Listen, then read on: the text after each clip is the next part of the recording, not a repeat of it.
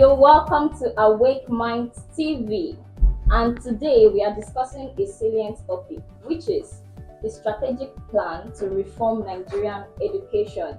So here with me is Abiola Kabiru, the CEO of Digital Hub, a thought leader, a business incubator, a mentor, and a father.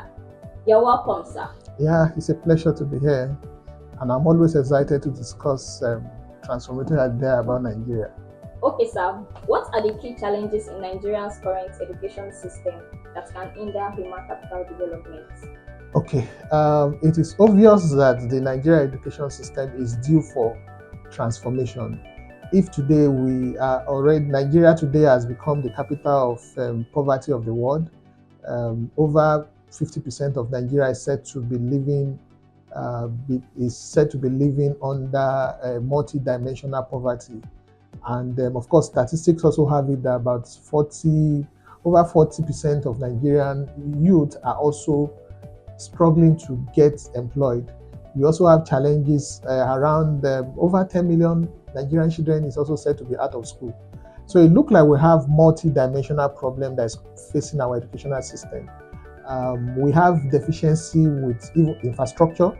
It looks like we don't, because today, every year, over 2 million people write JAM, they want to enter university, but the entire carrying capacity of our university cannot even take in 2 million at a time. So you have challenges with infrastructure, but the biggest challenge is not even infrastructure, because again, you can use technology to even solve some of these infrastructural problems. The biggest challenge seems to be around the curriculum. The curriculum we currently run seems to be disconnected completely from the market.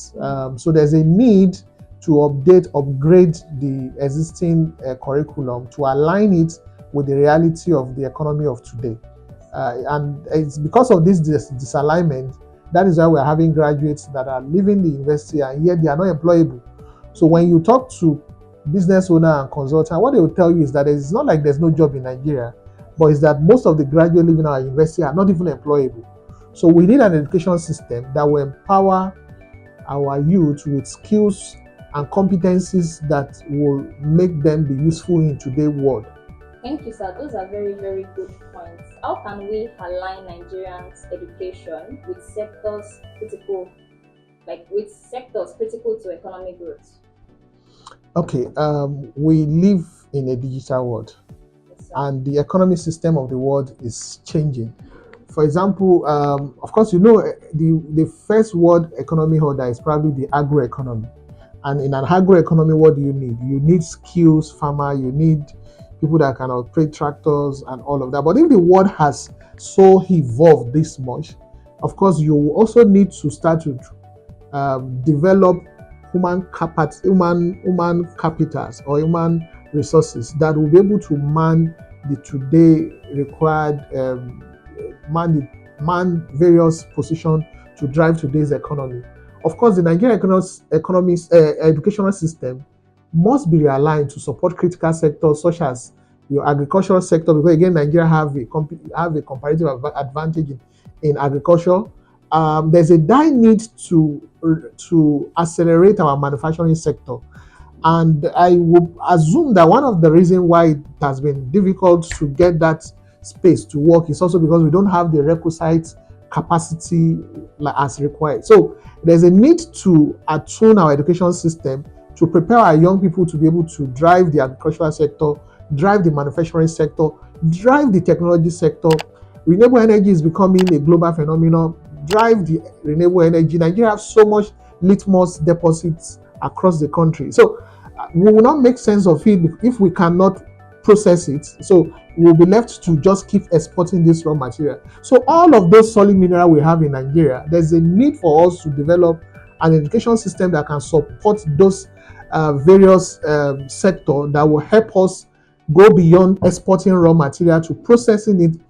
Because the moment you add value to your raw material, again, you can earn a lot more, times 10, times 20 at times, from just that single commodity.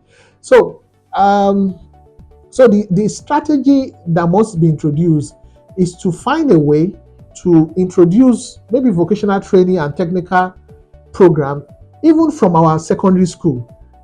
We should be leaving our secondary school with some knowledge that will, even if you don't go beyond secondary school, you should have sufficient knowledge about some of these specialized area that you so that you can support those sector. While we were growing up, during our break, even in secondary school, even after our secondary school, we are able to do holiday job or do post-secondary school job that fit some of the jobs that are available then.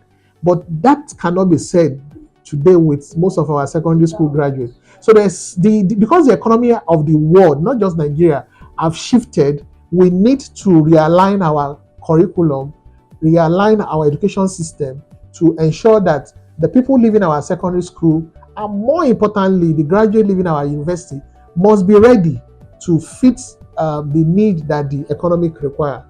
So, what steps can improve teacher training and attract talents to the profession?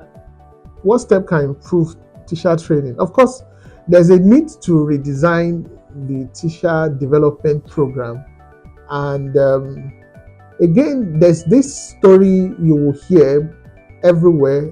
If most, again, when we finished secondary school and we were all trying to go into university, most of the time, the best of the best, I mean the best of the best in the class, you will hardly find any very good student that will buy jam form and say, I want to go and do education. It's either you want to become a doctor, a lawyer, an accountant, an engineer. So what happens is that most of the time, it is those below average students that will buy jam form and write, I want to do education program. Or those that, yes, they want to do it, they want to do engineering or sciences or medicine, but somehow their cutoff mark could not take them there. They will now do change of course and find themselves in education. So what you have, or those that cannot even pass jam, that probably now go to NCE, then from NCE they now come to university and do education. So if you look at what the system we are running, ideally is the best of the best that's supposed to go to education. But in our own case, it's the below average that is going to education. And unfortunately, we are not thinking it is this below average or even the bottom of the class that goes to education that will come and train our child and all of that. And these are the people that will develop our economy. So we would need to invest more in the teacher training, whether for teacher, for primary, for secondary, for university. We need to make their salary to be as attractive like that of the doctors, the engineer, so that the best brain from the class can buy jam form and say, yes, I want to do education, and go through that program and come out and be able to offer the best to our children. So we need to improve the welfare of the teacher. We need to find a way to improve the compensation. Today, everybody wants to do pilot today because again, if you go through the program to become a pilot, you will be well paid. Look like you are just made. So that is the same way we must make teaching to become attractive. So like that, the teaching sector will attract the best brain. But beyond that, of course, there's also need for the government to probably build more teacher training center, because again, we are seeing people that are not trained as teacher ending up as teacher, especially in our private schools. You find a whole lot of people that are not even trained to be a teacher that end up to become teacher. So maybe establishment of to find a way to expand our teaching institutions across the country will help to also encourage professionalism. So we have to find a way to ensure that teaching is also a celebrated profession in the country. There's a data that says Nigerian pupil to teacher ratio is 38:1, which means one teacher will most likely be attending to 38%, which is significantly below the world recommended standard of 1 to 20. And of course, over 60% of the teachers in the rural area are said to be underqualified, and that's because we are not training enough teacher.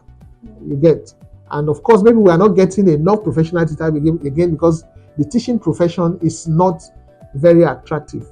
Once upon a time, there are some landlords. Once you tell them you are a teacher, they will not even give you house because they know, oh, these people, they don't pay them well. So we have to find a way to make the teaching profession to become a celebrated profession for us to have the impact we are expecting. Those are very wonderful points. Thank you, sir, for the insights. So my next question is, How can Nigeria's National Youth Service Corps program be optimized for skill building? Well, originally the NYC program was created to help drive national unity. So if you grow up in the south, you school in the south, you either go to the north, you go to the north, so you can experience their culture, their history, and like that, expectedly, we can start to bond better. We get married across border, we learn culture across border, we start to appreciate each other culture, religion, and all of that. Yes, that was the original design. That is probably some of the original design of the NYC vehicle. But today we must adopt the NYC vehicle to become an engine that will help propel our graduates to become useful in the labor market. The biggest challenge I think we are having is that we are having too many graduates leaving the universities that are not employable. Are not just useful for the economy. So this 1 year NYC program need to be transformed to become a capacity deliberately. It has to become a capacity building program for our graduates. If you like, call it a graduate finishing program, so that I will even recommend, instead of spending 1 month or 27 days or there about 21 days in the camp, we can extend the stay in the camp to 3 months. And so when they come in, yes, they go through all the exercise, the drilling, but more than that, we introduce capacity building program in technical area, in soft skill, because again, you can have the technical competency. If you still don't have the requisite soft skill that will make your technical competency to be useful, you'll still be useless. So we need to design a curriculum for our NYC that will ensure that when you join the NYC program, you can acquire technical skill, you can acquire vocational skills, you can acquire the requisite soft skill, and you will also be introduced properly to entrepreneurship. You'll be introduced to financial education. There's also need to be introduced to political education, so that you understand the Nigerian program, the Nigerian dream, the Nigerian agenda, so that you can fit properly into the society, because we are having citizens that are getting disconnected with the state. It is easy for Nigerians to tell you they want to japa, they want to leave, they don't believe in the country. So the NYC program can also help reorient the youth to believe, to see the vision of the Nigerian the program and agenda and all of that.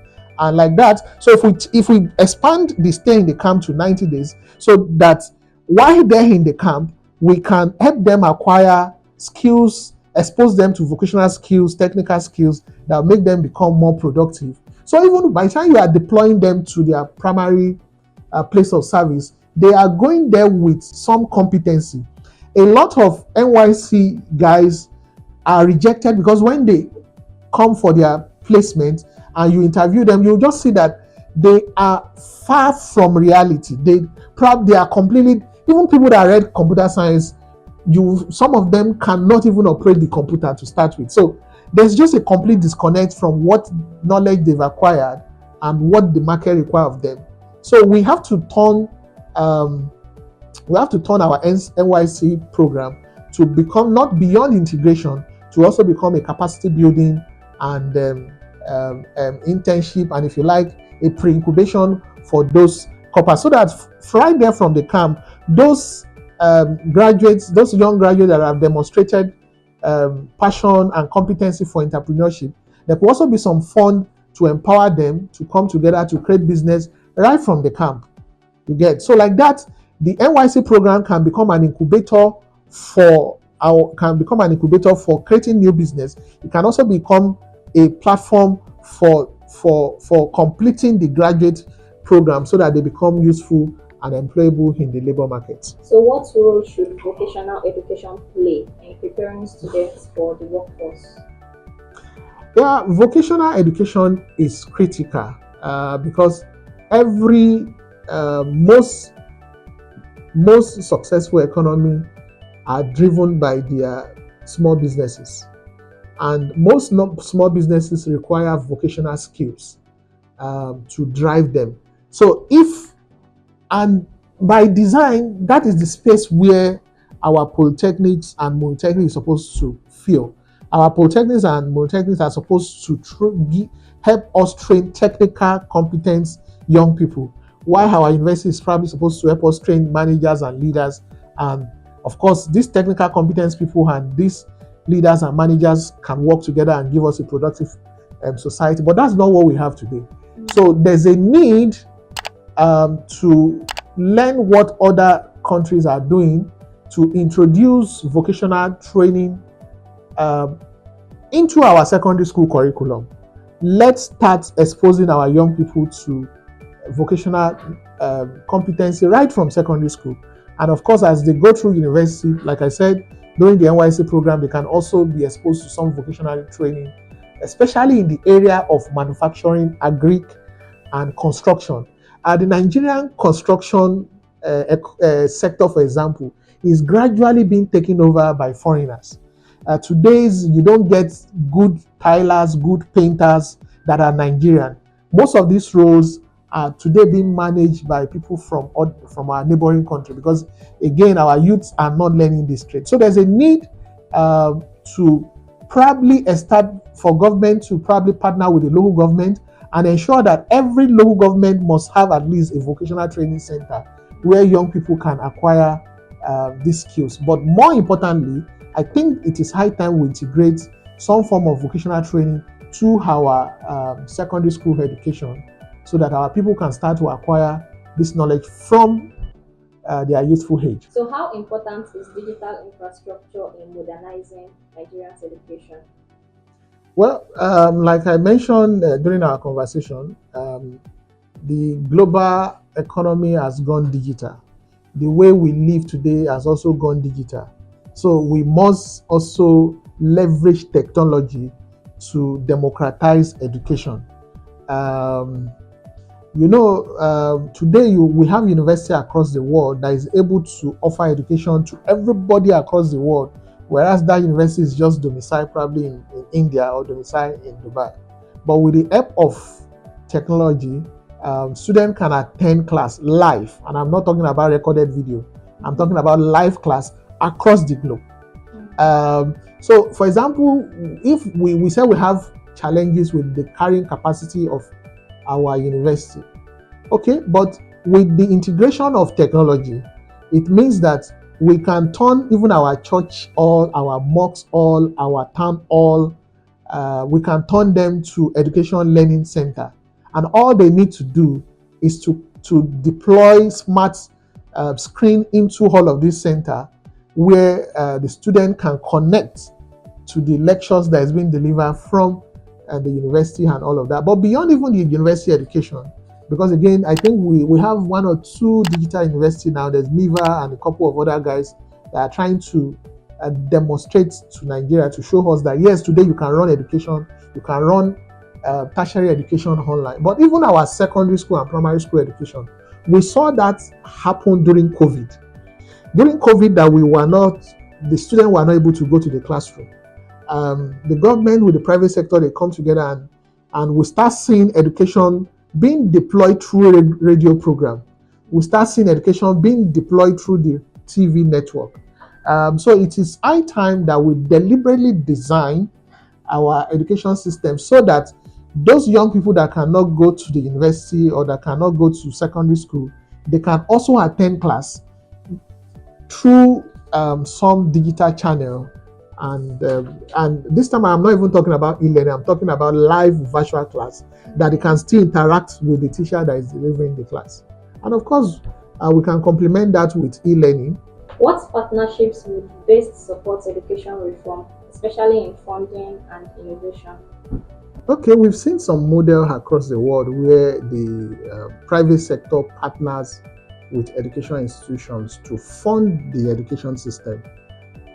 So yes, there's a need to encourage similar. For example, there's no reason why the Nigerian banking industry should not start to partners with our various higher institutions to fund education, especially around financial education. You can get insurance company to finance education around the insurance sector, because the funding, they will still be the one that will benefit it. It simply means that the universities will have trained, developed people that are capable and competent to work in those different institutions. So same goes with our manufacturing industry. Same goes with our construction industry. So some of these economic sectors that are doing well and the players in those sectors, um, we need to encourage them. We need to find a way to encourage them, whether through CSR or through deliberate investment in the education system, to start to partner with the universities and even our secondary school to drive our education system. So, yes, we are looking at possibilities. There are examples across the world. In South Korea, for example, South Korea has leveraged successfully PPP to drive a world-class educational system where the education system is being funded massively by their private sector. And we must explore that. Imagine if 100 top industries and companies in Nigeria were to invest in sectors that will even complement their own industry, so that the graduates that are coming out of this place again will come and work in the institutions to further grow that sector of the education. So I think the government should find a way to encourage the industry leaders to start to partners with our universities to provide infrastructures, technology to, and even train our teachers so that again, of course, there was a time I was doing some master program. One of the courses is insurance, and you see that the lecturer that is delivering the course, is struggling to his explanation, his examples, his case study are all um, not in resonance with what is already happening in the insurance industry. So what are you going to have? You are going to get people that graduate from the university that have knowledge that's already backward, and like that they will not be useful for the insurance company, insurance industry.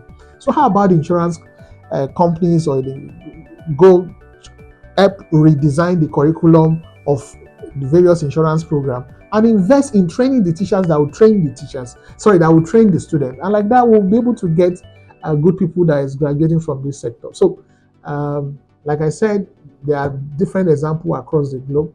The South Korea model is one notable one that comes to mind at the moment, and beyond the private industry investing in education, we could also start to encourage alumni.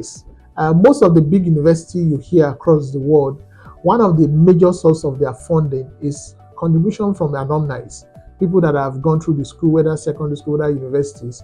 The people that have gone through the school that have become successful, they can always give back to the school. So there's a need to create some robust alumni program that will make people that have gone through these various alma mater to again give back and help develop these various institutions. Thank you.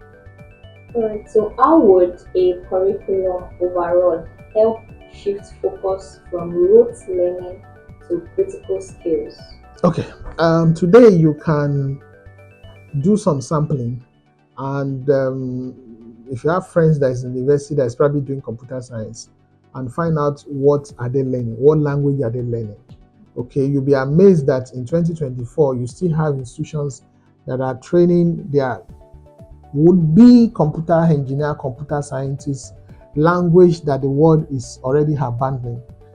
Today we are talking about Python, we are talking about Node.js and all of that, but some of our institutions are still training Fortran, COBOL, Visual Basic. These are fantastic language, but the world has moved ahead of this place. So if you don't go deliberately change the curriculum, that is still what you will be teaching the young people.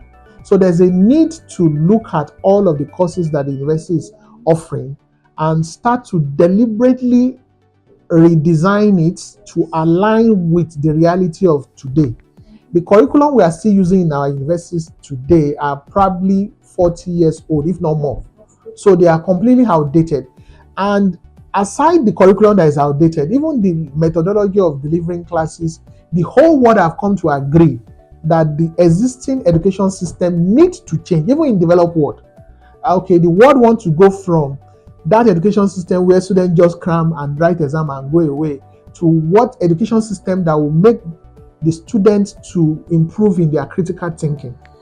So there's a need to redesign the whole academic system away from cramming and dumping and certificate focus to skill focus kind of training. So we can start to design curriculum because there's a urgency to grow our manufacturing industry. So there's a need. So is it that we are creating manufacturing industry, a specialized manufacturing university, a specialized manufacturing industry, or we are deliberately upgrading some of the courses in the university to prepare the young people to be able to play in the manufacturing sector. And of course, if we do that, that will help probably grow our GDP by over 10%. Okay. Specialization around industrial design, production management, logistics management. These are the in-demand specializations that the labor market is looking for. But most of our institutions are not training our young people in that direction. The one again is talking about digital economy. As a matter of fact, because the Nigerian government recognized the importance of digital economy, today we have a minister for digital economy. You get. So, but do we have, is our education system, is it supporting the digital economy? No. Again, so there's a need to deliberately create university program, polytechnic program that will help develop capacity for the human resources that we need to drive the digital economy. One of the new ministry that was set up by the Tinubu administration is the blue economy. But if you observe, you will see that that space is still very quiet. And that's because you cannot grow an economy when there are no human resources that is going to drive it. So there's a need to develop, again, the capacity to drive that sector of the economy. Of course, there are most of the sector of the economy where we need competencies to grow are the places where we also lack programs that will help develop people that will fit those spaces. Your manufacturing sector, your digital economy, your circular economy. Circular economy is said to be worth 4.5 trillion by 2030. Are we ready? Are we exploring enough? Creative economy is another interesting industry that needs to be developed. I talked about blue economy, energy and power. You can see how we are suffering in the country. Energy, we have oil, we have gas, and yet energy is still a problem. Is it hard off? Even the whole world is looking for lithium to power electric vehicle. We are still struggling with that, and we have lithium in abundance. So it is because there's no competence, there's no capacity. You cannot start thinking what you don't know. If none of us have gone to university to learn how to produce battery, so how will you grow up and say, okay, I want to start to produce battery? But if you have gone through this university and graduate as a specialist in battery production, there are probably by now you will have seen a couple of entrepreneur that will start producing battery when we have the raw material to get it done here. Same with our Greek industry. Yeah, we talk so much about our Greek industry, but again, are we really ready? We are not. Even the simplest of feet, livestock keeping, it's on record that most of the people that help us manage our livestock are actually also foreigners. So, and that is again because we are not developing sufficient competency in this space. Is it sport and entertainment that you want to talk about? Across the globe, the sport and entertainment sector contribute massively in revenue generation for government and even in employment. And yet, again, it's underdeveloped because, again, we don't have professionals that will help drive the sector. I talked about construction and the real estate sector. Same, you can also talk about exports and global trading. Do we have specialized schools where you learn export and trading? No. Do we have schools where we learn professional mining and processing of solid mineral? Again, the answer is no. So we need deliberately to look at our complete education system and realign them to at least some of these top sector of the economy where we want to drive our development. Most of the major economy of the world, it is when the leaders deliberately develop the sector of the economy where they want to become global leader. India deliberately developed massive number of people that play in the digital economic space. And that is why today, more than half of the software that the entire world is using is developed in India or developed by India. You go across the world. The Nigerian banking industry today, I don't have the actual number. Every year will pay to renew licenses or banking applications that were developed by Indians. What we are doing is that we are shipping out massive dollar out of our economy to India because again we have not developed our own economy. So why not train, even if it's for 2 years, why can't our banks come together, build a software engineering university or college and train young people that can build this software, so that even if you are paying for license renewal, that fund again stay here. You don't have to pay in dollar, you pay in naira. And like that, you get your people employed. So today you have, and that's why you see the current problem we're experiencing in our banking industry, because all of the software that all the banks are using are all foreign software. So you have to fly in experts that will help you do this. If there's a problem, you have to again go bring another expert to come and support the system. So what is it difficult for the CBN to compel the bank or work with the bank to develop a local grown software? Our microfinance industry, when it was launched, also so many people got license and a whole lot of them died. And part of what killed them is because they all needed to deploy banking software. If you remember, when the microfinance banking license was first issued, it was at 20 million. And some of the software they are buying is even for 15 million. So the entire capital has already gone to software. So if we are spending that much into software, licenses and all of that, so why can we not develop capacity to build this software here? And we can't. Because again, you go outside there, you see that again, a lot of Nigeria are the one building the software that are importing back into this climate. Again, of course, when Japan is going to again grow and become world leader, they deliberately develop their semiconductor subsector. They train massive people in that sector again, and they become world leader. So if we want to be leader in agriculture, then let's train our people massively with that competency. So my whole recommendation is, let's take about 5 or 10 sector that we want to grow, or even 2 sector that we want to grow, and massively invest in the teachers that will train the student and redesign the curriculum and get the right competent youth that will help drive the development. So, what impact could AI-driven career counseling have on aligning education with Okay, job market? whether it is AI driven or it is just that we have deficiency in guiding and counselor in the country at the moment. When we were growing up, it looked like every school must have a counselor. I doubt if that is still true. Most of our private schools don't have counselor, they don't have guidance. So what that means is that it leaves our young people with no guidance, no direction. They end up learning from their peers. And of course, if all the peers is saying japa, japa, japa, of course they learn that everybody is japaing.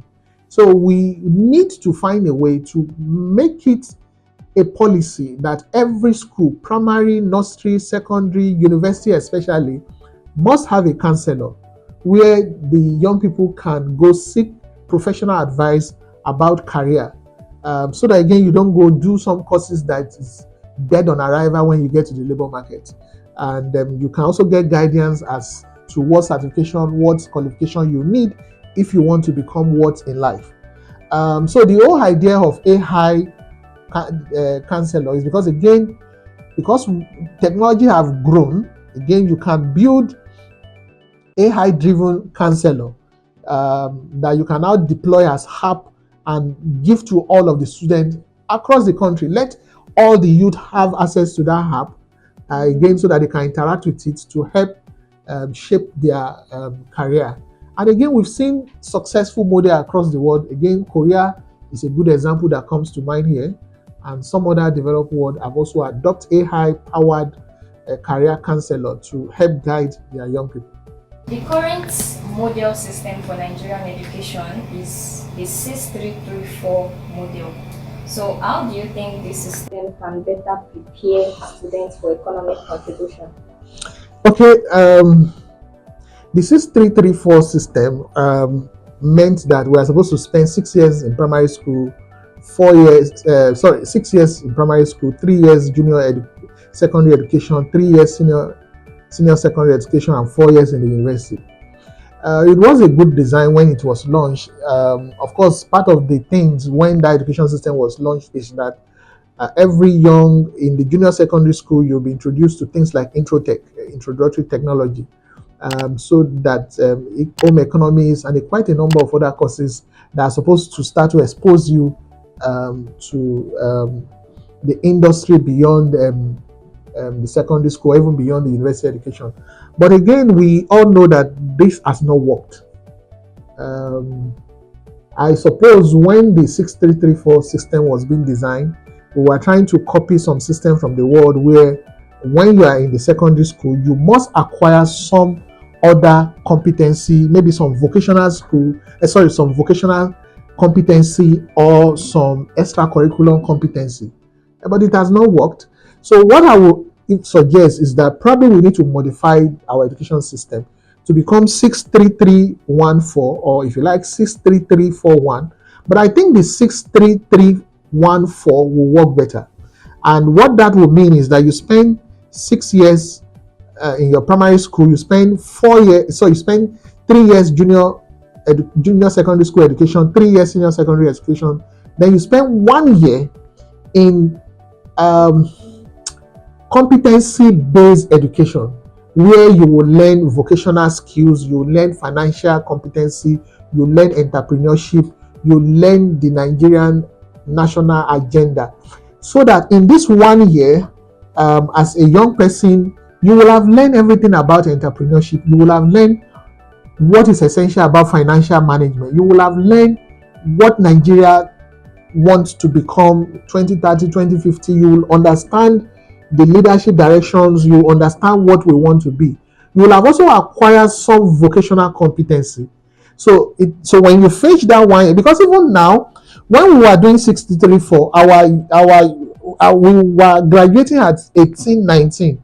But most of our kids are leaving secondary school now at 14, 15. What's the hurry to go into university? So I think there's a need to introduce that 1 year. You finish your secondary school, spend 1 year in this capacity building school where you learn entrepreneurship, you learn financial literacy, you learn soft skill, you acquire some soft skill. You also get exposed to the Nigeria agenda, so that like that, from that level, we start inculcating the competency of public leadership, public policy development framework, and all of that. So from there, the student will also be able to pick what interests him. A lot of us go into university, pick courses just because we want to go into university, not necessarily because it's our passion or because what we want to do. Because at 14, at 15, at 14, for God's sake, what exposure, what knowledge, what information does that young man or young woman have? So if you spend this 1 year, it will expose you, okay, yes, oh, Nigeria have lithium, I can start to produce battery. Oh, I can go to university and go and study aeronautic engineering. So I'll start to fix. Because now you'll be exposed to all of this. Oh, you start learning how to do palm oil. Oh, yeah, I can go to university, go and do agriculture so I can specialize in oil production. You learn exports. Oh, yeah, so I can start to export. And so, like that, the brain is prepared to go to university. It's not like it's the university that you now wake up. Some of us wake up 300 levels. Some people graduate before they wake up.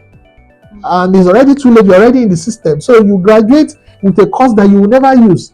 If you do the nominal role today, more than 50%, if not more than 90% of people that have gone to university, they don't use the knowledge they have gone to the university to acquire. So if we create this 63314 thing, so it creates a layer where the young people get some level of maturity and acquire some competencies, some 360-degree competency before they go to university. So this 1 year also will give them opportunity to choose a course that resonates with their passion and their understanding of the labor market. And I must add, this is similar to models that has been run in countries like Germany.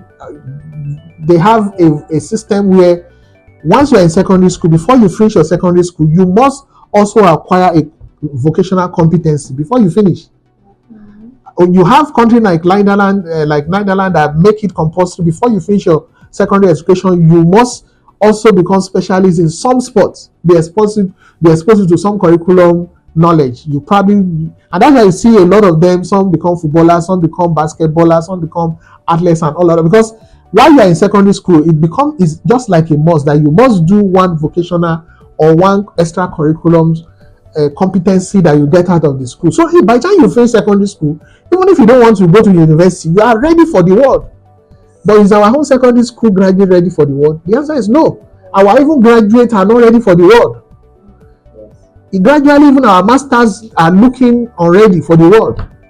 So, how do you think Nigeria will grow? Where will the competency come from?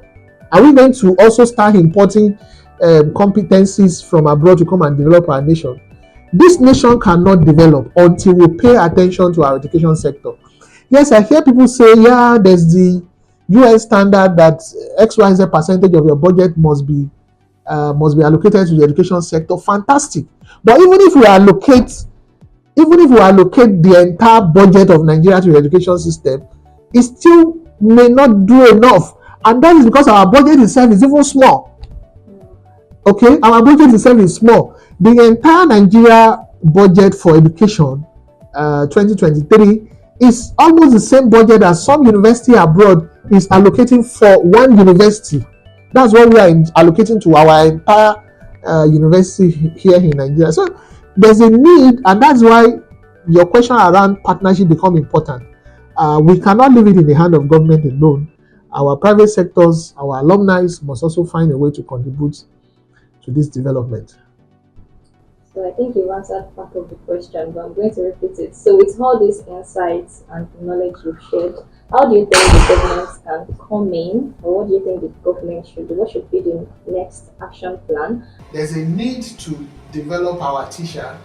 There's a need to make the teacher profession to become an interesting profession that the best brain will want to go into, and not the remnant or the average students or the people that have nowhere to go. They now become teachers. No, we have to find a way where the teacher profession become where the best brain goes to, and not the other way around. There's also a need to expand investment to education sector. There's a need for government to increase the budget allocation to the education system, because it is the education system is the bedrock that will help transform our economy. The economy cannot get transformed. We cannot activate our manufacturing industry. We are talking about industrialization. It will not happen unless we train, we develop the competency and capacity to start to build this industry. If we build industry today, who will work there? If you don't have the people that have capacity to work there, who's going to work there? So we need to invest massively into our education system. And the beautiful thing today is that human capital itself is also a resources you can export. The whole world wants Nigerian health practitioners, for example, because they know they are one of the best in the world. So if our government, I will invest massively in capacity building, in human capital development, so that Nigeria can start to export doctors, nurses, pharmacists, even export footballers, export sports specialists, and all of that. We can help forests. You imagine if Nigeria develop, we create a system that through such that we now export 100, let's even say football, 100 football professionals to the world. And those that we have developed, let's even assume that we are, today you hear the among their buying players now. So if we are exporting these specialists, that we put clause to say when you buy from us and you are selling that player to another club, you have to give us XY percentage, which the world is doing. So if you do 100 professional footballers and you are able to get even $100,000 from them, you do the arithmetic. It's probably very close to some of the money that we are trying to get even from our oil. So we can deliberately develop human capacity so that it becomes sufficient for our nation and become enough for us to even start to export to help forests for our nation.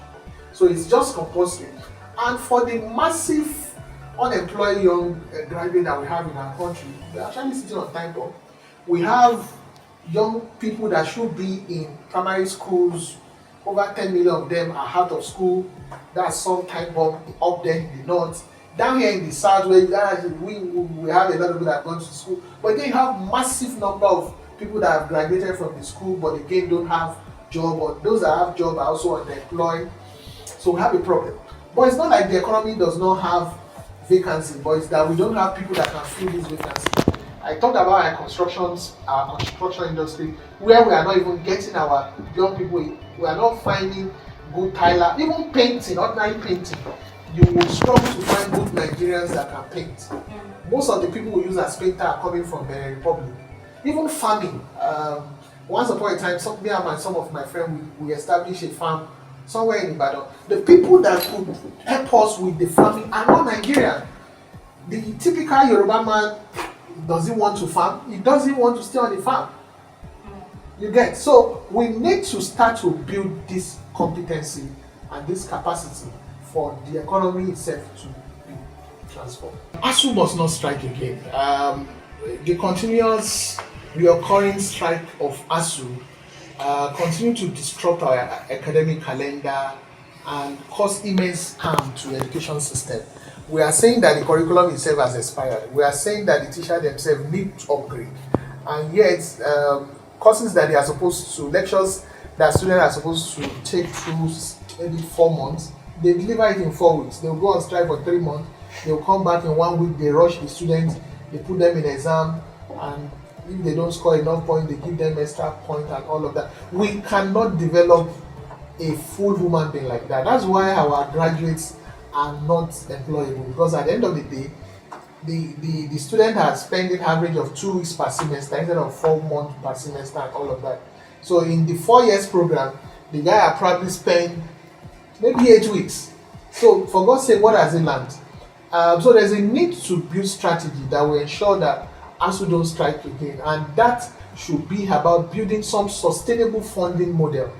Um, there's a need to adopt a sustainable funding model, probably exploring the Education Trust Fund to expand funding to the university education system.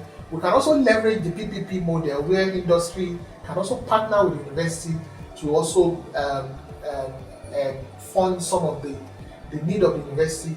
Like I said, we can also encourage all the university to create an endowment fund where the alumni and corporate organizations can donate. Because again, this is how most public schools and even private schools abroad are being funded.